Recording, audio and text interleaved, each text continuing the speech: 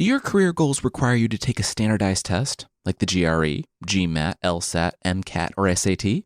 Magoosh Online Test Prep provides you with the tools you need to get a great score, like study schedules, up-to-date practice questions, video lessons, and support from expert tutors. Study anywhere, anytime, on desktop or mobile. Visit Magoosh, MAGOOSH.com and enter the promo code MYTHS for a 15% off discount. Quick disclaimer, there are some adult themes on this episode, as well as a mention of sexual assault. Please check out the post on mythsandlegends.com for more information. This week on Myths and Legends, it's the first half of the story of Faust, the famous doctor who makes an even more famous deal with the devil. In this episode, we'll watch some 16th century ESPN and see how a Gandalf quote tattoo might just save your soul. The creature this week is the onocentaur, the centaur's sad little donkey insect cousin.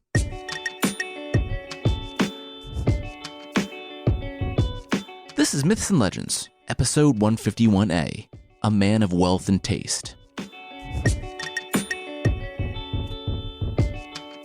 This is a podcast where I tell stories from mythology and folklore.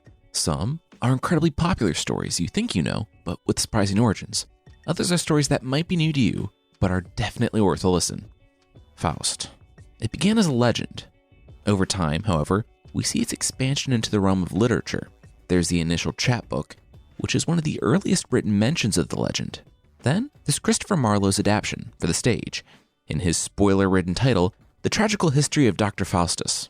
It's both of those versions that will serve as inspiration for the Dr. Faust and the extremely famous story Faust by Goethe, one of the most important works of German literature. Because Goethe's version is so different from the original version circulated in the 16th century, today's story isn't really going to be reflective of Goethe's version for a few reasons. The chief of which being that it's only loosely based off the legend, and it's largely a work by Goethe, which is in no way a slight. It's a masterpiece of German literature.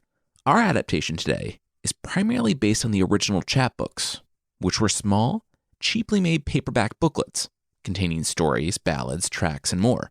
In this case, a legend about a man named Faust. We'll bring in a little bit from Christopher Marlowe's version to connect the dots, and that's only because his play was influenced heavily by the chapbooks and the popular legends circulating at the time. The legends are based off a possible historical figure by the name of Johann Faust, although the legends mixed so quickly and so thoroughly with the history that, who really knows at this point? Allegedly, Faust was an alchemist, back when that was a thing, and it said that he was born in 1481 and was either a con man who preyed on the gullible or a respected academic. He was also supposedly expelled from several cities for things ranging from fun and ridiculous, such as conjuring Homer for his students when he was teaching the Iliad, and conjuring wine and bringing wine barrels to life so he could ride them, to more sickening news, that he fled certain teaching positions after molestation charges surfaced. His life story is sprinkled with points in and out of exile and in and out of prison. Once, while talking to a priest in prison, Dr. Faust allegedly shared a way to remove facial hair without a razor. The priest, I guess interested in not having to pay for shaves, asked Faust how this could be done. Faust reportedly worked his alchemical science on a cup of wine, which he handed to the priest. Well, the wine and the poison in the wine worked, because it removed all the facial hair and the priest's face in the process. We'll talk about the story about the historical demise of Dr. Faust. But first, let's jump right into the legendary side. We'll meet up with the famous professor, alchemist, and doctor, not in a lecture hall or laboratory, but on the crossroads at night, where, if you've listened to this podcast and heard any number of Creature of the Week descriptions, you already know that's a way to meet some fun, terrifying creatures.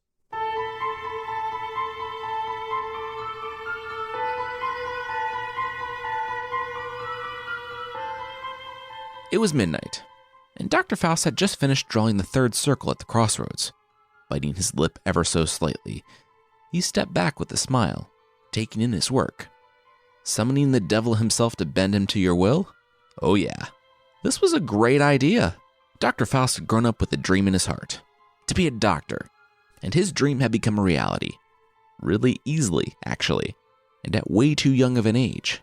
He had been admitted to the university at Wittenberg, and learned everything he could about everything, when you could still do that in the world, and soon he was a professor, a medical doctor, an alchemist, the envy of his friends, a plague in his rivals, and supremely, inescapably, bored. His mind ever turning, he thought about his situation. Knowledge could win him the respect of squabbling old men. It was interesting and elucidating in and of itself, but could it do more? Could it give him power? Love? Well, not love, so to speak. He didn't really believe that love was anything more than a combination of attachment and the gratification of physical desires. But if he was being honest, he would like some gratification of physical desires, with or without the attachment. The respect of squabbling old men got him a lot of things, but it did not make for a strong dating game. So, he went into the parts of the libraries people didn't go. He traveled to faraway lands, where people were open to different ideas. He dug deep into myths and legends, and tales told by travelers at night, and slowly pieced together what he must do. He was going to summon a demon.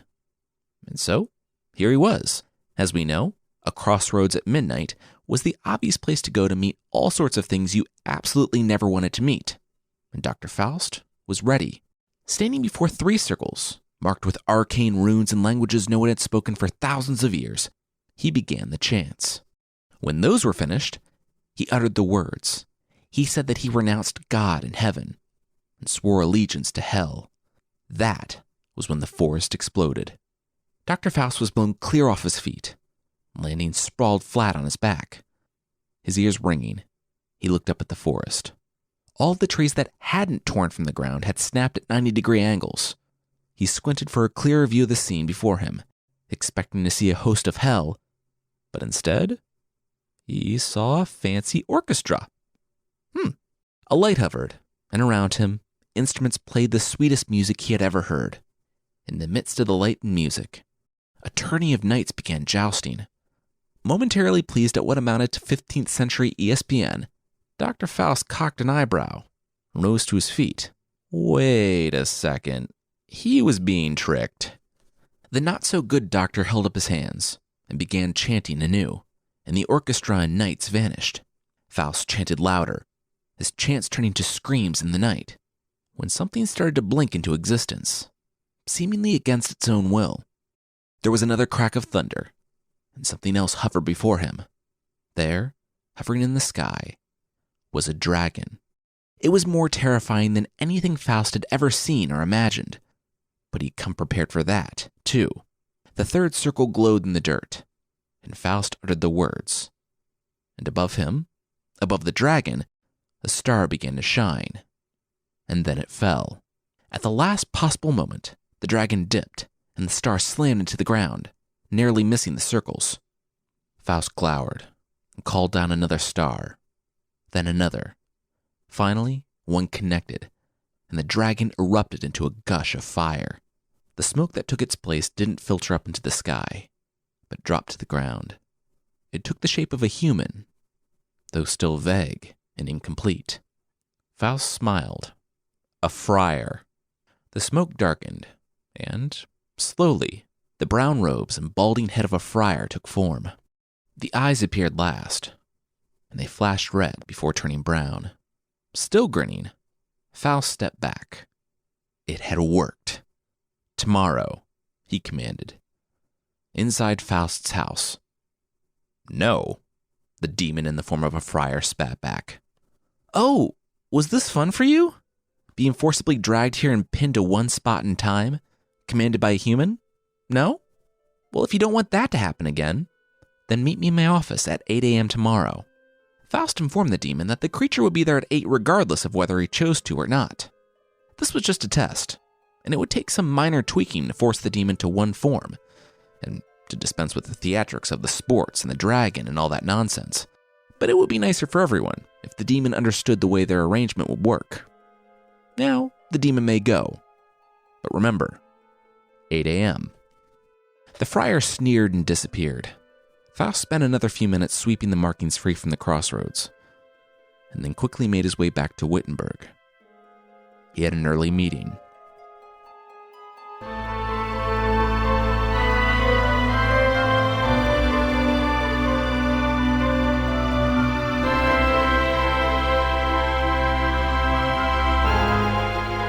Okay, 3 rules, Dr. Faust spouted the next morning. the friar standing before him in his triple-locked office. 1. The demon will be subservient to him, and all he might request, inquire, or expect of the demon throughout his life and death. 2. The demon was to withhold no information from him. And 3. The spirit would respond completely honestly to everything Faust asked. No, the friar replied. Faust's eyes widened. It's not that I don't want to, the demon continued, though I definitely don't want to. It's that I can't. Can't or won't, Faust countered. Eyes narrowed as he thumbed through the ancient tome, looking for an incantation to punish the demon. Kind of both, replied the demon. He explained that he had a boss too, People are always like, oh, my boss is so bad, I work for the devil. But the demon here actually worked for the devil. And, like every workplace, there were things you could do and things you couldn't do. And those 3 things? He couldn't do those 3 things. In fact, the only reason he was here, other than being compelled to appear, was because he was bringing Faust in. It was less arcane magic, though that was absolutely powerful, and more so the fact that he had uttered that he, quote, renounced God in heaven. The magic really only expedited the process. You see, it forced the demonic host to reveal itself, and no one on earth witnessed that and lived. So now it was time to go. Faust might have him, but there were demons all around. Power or no, Faust was coming with them.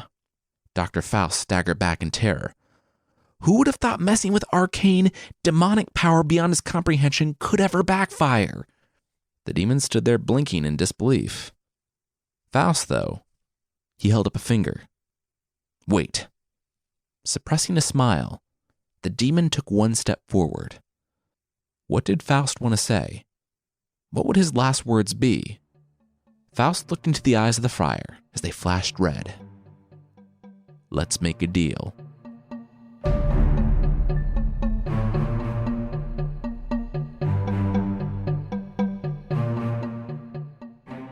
We'll learn the outcome of this famous agreement, but that will be right after this.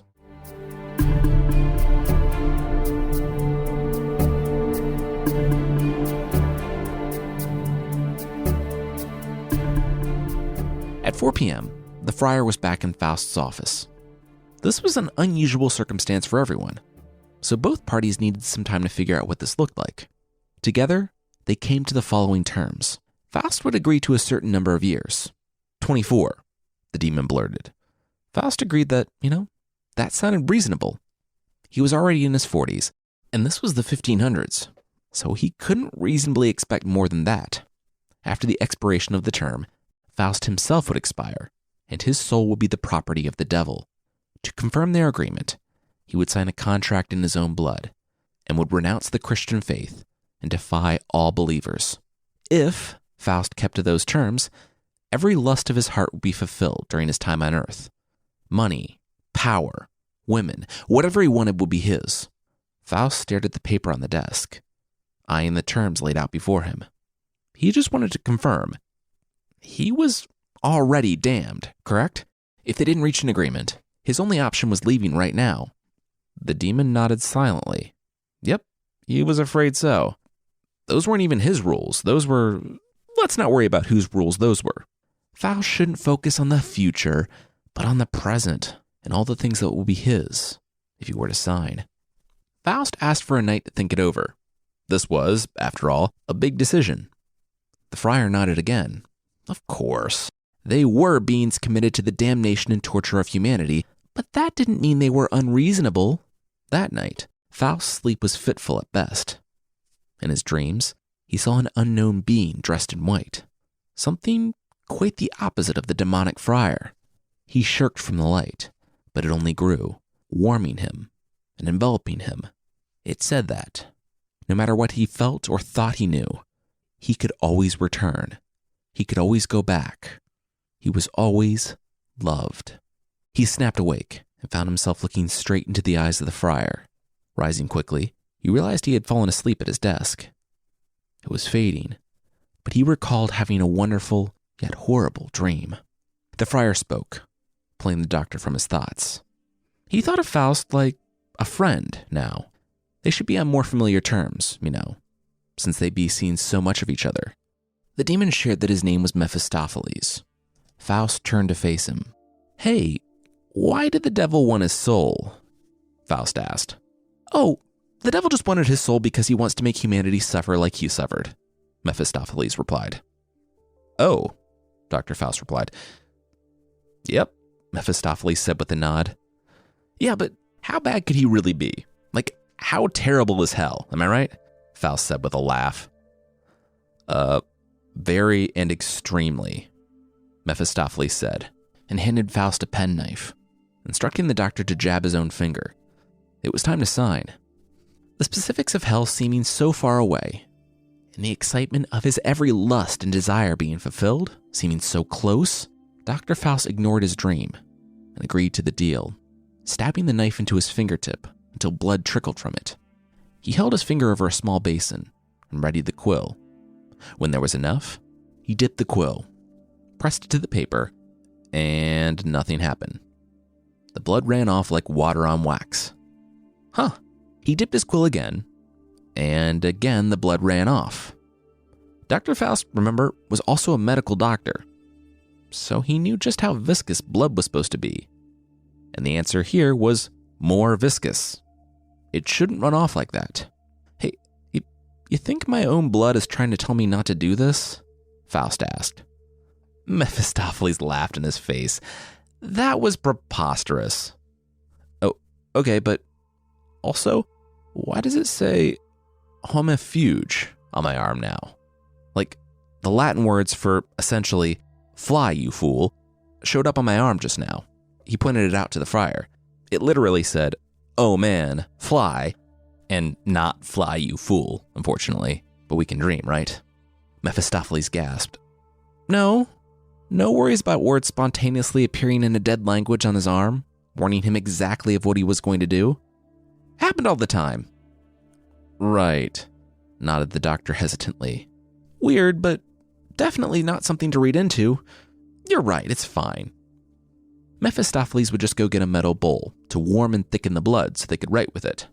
While Mephistopheles was gone, Dr. Faust wondered aloud. Was it too late for him to repent of all this? Was he too far gone? No, he heard from his right. He spun and saw an angel of God standing there, hand on Faust's shoulder. "Yeah," the angel said. "The demon was lying. It was a demon, after all." The truth was that Faust was not doomed. He still had a choice to make. And if he repented, the power of God would overwhelm the demons and drive them out of this place. Faust had only to follow God, and everything would be okay. The doctor stammered, but the demon said he was already doomed to hell. It was go now or go later, but the destination would be the same. The angel shook his head. Wait, the demon told him something that turned out to be a lie? I mean, seriously, Faust was smart, right? He reiterated, Faust could repent and turn to God. Seriously, these were demons. If they could take Faust immediately, why would they give themselves 24 years of work, fulfilling his every desire, only to take him at a later time? There was a noise at the other end of the room, and Faust saw Mephistopheles returning with a bowl to boil his blood in to make it less watery in order to sign the contract. Faust looked back to the angel, but the angel was gone. Mephistopheles narrowed his eyes. It smelled like happiness in here. Faust was left in anxiety. He had started down this road. He had summoned a demon and made a pact with Lucifer himself to trade his mortal soul. Was he already damned? Could he really still be saved? Mephistopheles could see him wavering, and the demon in the form of a friar came forward, putting his hands on Faust's back and massaging him. It was a done deal already, bud, no matter what that stupid angel said. Faust's soul was already forfeit. Might as well get paid for it, right? This was the 1500s. 24 years was basically a lifetime. Think about all that cool stuff, huh? Cool stuff? Cool stuff, magical powers, and all those gross things he said about physical gratification? Mephistopheles waved his hands, and Faust saw a vision. He saw himself learning the secrets of the universe from demons. He saw himself standing before kings. He saw himself replete with all that Mephistopheles had promised. money, power, women. Whether he knew, deep down, that the demons were lying, or that he was doing their job for him, and deceiving himself was immaterial. As Mephistopheles showed him the visions, the blood bubbled in the heat of the candle. Faust dipped the nib and signed the contract. Instantly, the blood dried, and, with a smile, Mephistopheles rolled up the contract. It was done. Faust belonged to them. In the chapbook, the party begins straight away. And by party, I mean Dr. Faust getting 1,300 crowns a year, and all you can eat fowl. Yep, this high roller was living in luxury. All he had to do was open the window and say the name of any bird he wanted to eat, and that bird would come flying through. Then, it was simply a matter of killing, plucking, and cooking it. He was truly living the life. Luckily, he didn't have to do the same with grapes, and Mephistopheles was more than happy to make the best wine in Germany disappear from its cellars and appear in Faust's. He did the same with Faust's clothes, and the doctor grew in esteem and reputation. It was only in his office, in his home behind locked doors, that Faust conjured Mephistopheles. No one knew of the demon, and no one could know. Even if someone was watching, Mephistopheles only ever came in the form of a portly friar, never in his true form, which Faust would have hardly been able to handle anyway. In fact, in the chapbook, he only saw the true form of the demons once, when he asked to marry.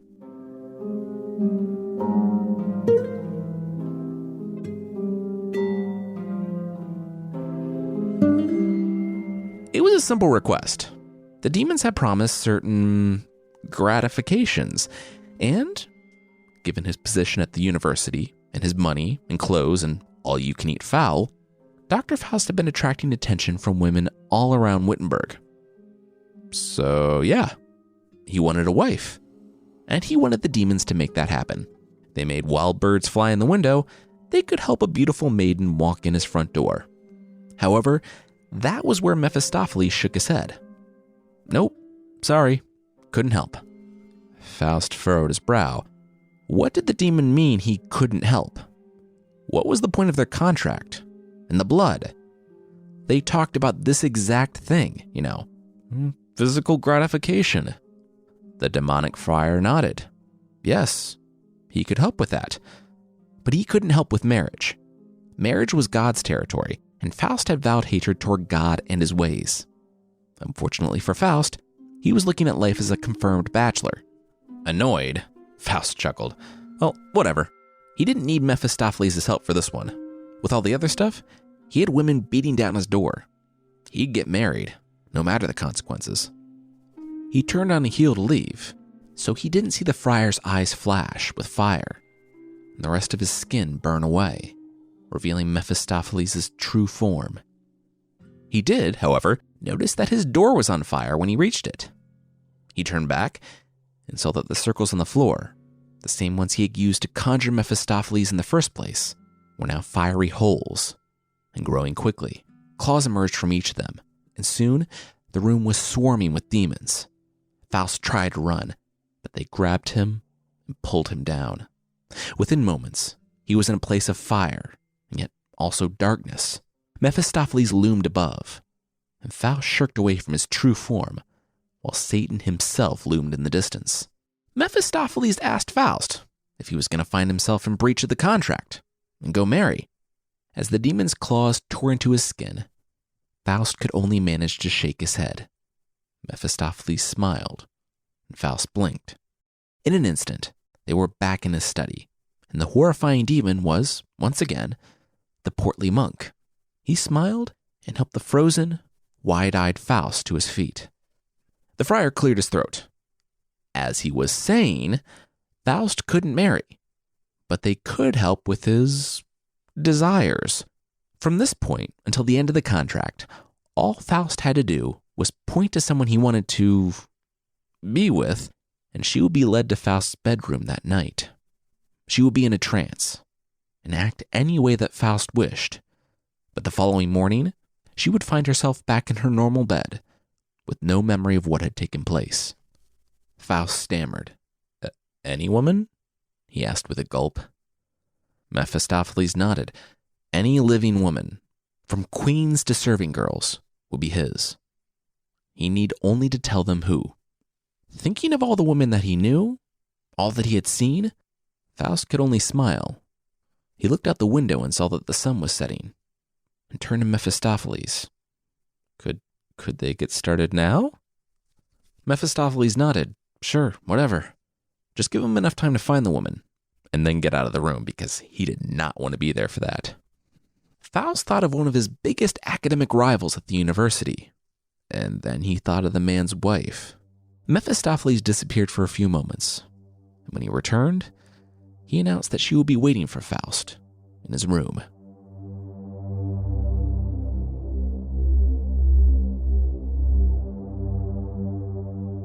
Now, this is beyond gross.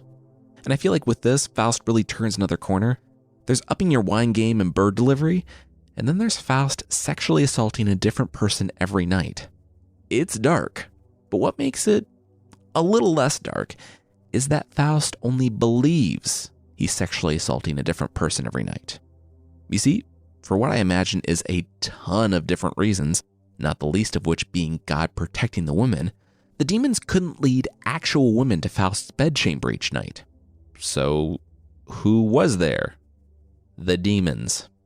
I can just imagine demon number 92 punching the clock that night, and, with a deep sigh, and wondering if it was really a good idea to rebel against God and be cast out of heaven for this, putting on the form of a specific medieval woman to go satisfy the desires of an aging academic.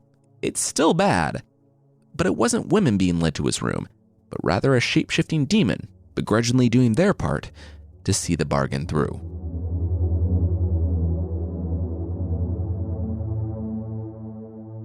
Years passed, and through many of his talks with Mephistopheles, Faust learned the mysteries of the universe. He learned how Satan was once an angel of God before being cast out of heaven. He learned of hell, and of how it was an abyss, a pain which humans could never comprehend. And Faust also learned how demons swayed people away from God, took root in their hearts, and caused that separation to grow. There was, however, another lesson he learned on his own. Throughout all of this, despite his disgusting nightly visits, free wine and bird buffet, Faust realized that these things didn't satisfy, that there was a growing hole deep within that nothing could fill. And he wondered, was it really too late for him? Was he now too far gone?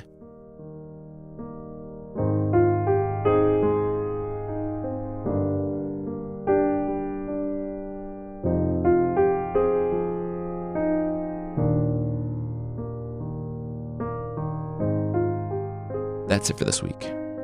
Next week, we'll continue and close our story of Dr. Faust. So, if you'd like to support the show beyond leaving a review on Apple Podcasts or telling a friend, there's also a membership thing on the site. For less than the price of a loaf of bread stress ball, I guess that's not a ball, you can get extra episodes, source pack ebooks, and ad-free versions of the show that won't leave you way more stressed out than if you accidentally took a bite of your squeezable bread stress ball. Check out support.mythpodcast.com for more info on the membership.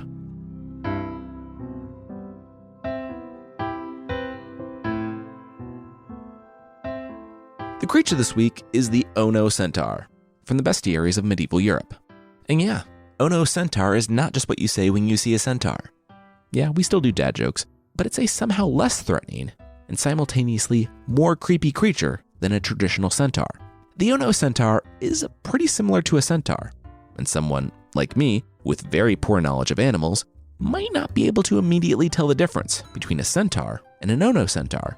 And that's because an onocentaur is basically a centaur, but with the bottom half of a donkey instead of a horse. The onocentaur enjoys mentions in both 2nd century AD Greek natural history texts, as well as the Bible.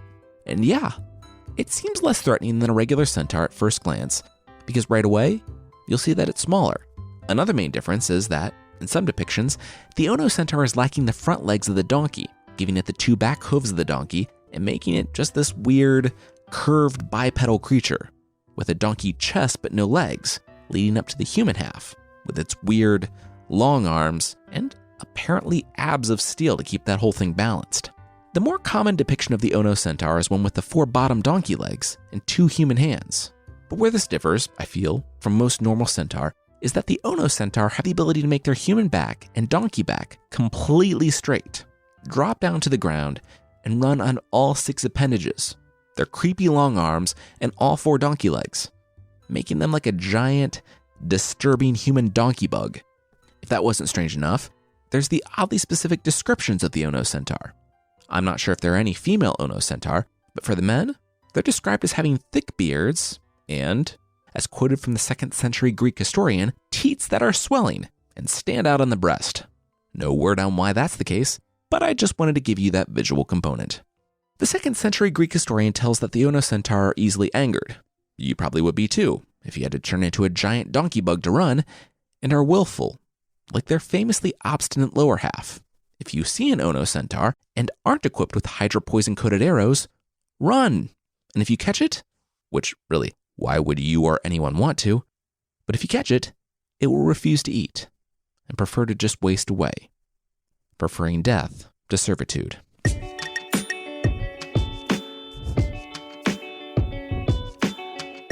That's it for this week. Myths and Legends is by Jason and Carissa Weiser. Our theme song is by the band Broke for Free, and the Creature of the Week music is by Steve Combs. There are links to even more music in the show notes. And I want to say thanks again to BetterHelp for sponsoring us this week. Whatever struggles you're facing, from depression and anxiety to trauma and grief, BetterHelp can connect you with a professional counselor in a safe and private online environment. It is so convenient. You can schedule secure video or phone sessions, as well as chat and text with your therapist. And anything you share is completely confidential. Best of all, it is a truly affordable option. Our listeners get 10% off your first month with the discount code LEGENDS. So why not get started? Simply go to betterhelp.com/legends and fill out a questionnaire to get matched with a counselor you'll love today. All right. Thank you so much for listening, and I'll see you next time.